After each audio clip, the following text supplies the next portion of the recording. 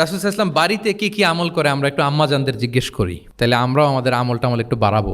যে জিজ্ঞেস করলো যে আম্মাজানারা একটু বলেন তো উনি বাসায় কি কি ইবাদত করে, কতটুকু কোরআন পড়ে, তাহাজ্জুদ কেমনে পড়ে। আম্মাজানরা বর্ণনা দিলেন। বর্ণনা শোনার পরে কান্নাহুম তাকাল্লুহা, ওনাদের কাছে একটু কম মনে হইলো, মানে অনেক এক্সপেকটেশন নিয়ে আসছিল। তারা ভাবছিল মানে রাতে ঘুমাই না, সারা রাত তাহাজ্জুদ আর কান্নাকাটি করে রাসূল সাল্লাল্লাহু আলাইহি ওয়াসাল্লাম কাটায় দেয়, তাদের এরকম একটা ধারণা ছিল। কিন্তু এসে শুনে যে না, আসার পরে নাকি ঘুমোতে যায়, অনেকক্ষণ ঘুমিয়ে সেই মাঝরাতে নাকি ওঠে। যা যা বর্ণনা শুনলো কান্নাহুম তাকাল্লুহা, এদের কাছে একটু কম মনে হলো। তো একজন বলতেছে আরে কম না, আইনা নাহনু মিন রাসূলিল্লাহ, কোথায় আল্লাহ রাসূল আর কোথায় আমরা। গফির লাহু মা তাকাদ্দামা মিন যামবিহি ওয়া মা তাআখার, ওনার তো আগের পরের সব গুনাহই মাফ। আদতে তো গুনাহই নাই, নবীরা তো মাসুম। তো ওনার সাথে কি আমাদের তুলনা, আমাদের এত কম করলে হবে না, তো কি করতে হবে।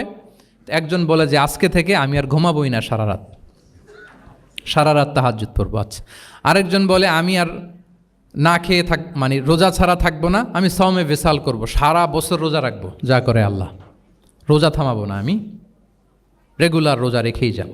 আচ্ছা, আরেকজন বলে আমি আর আমার স্ত্রীদের কাছেই যাব না, আমি সন্ন্যাসী জীবন নিয়ে নিলাম, আমি সন্ন্যাসী থাকবো, স্ত্রীদের সাথে মেলামেশাতে এই আমি যাব না, আর আমি এটা থেকে বিরত থাকবো।